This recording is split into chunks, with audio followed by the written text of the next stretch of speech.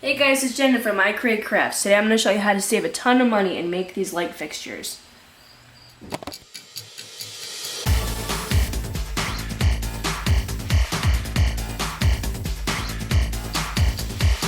Today we're at Menard's looking at the lighting. I want a light like this for my new office that I'm making, but I'm not prepared to pay $40 for it. So instead, you go up a little higher and you see this part. It's only $4 and you get the whole setup. So I'm going to use all this except for the jelly jar. So this is the $40 one that I was showing you. So this part, I'm going to show you where to get it cheaper.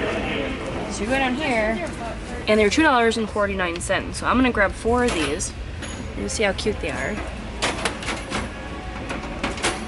They're pretty much the same. And we have light bulbs like this already at home, so we're not going to need to purchase that.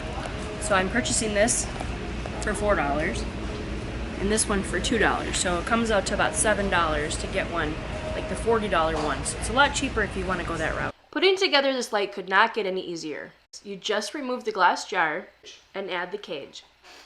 And you just saved yourself $36. We also used a similar setup for hanging lights.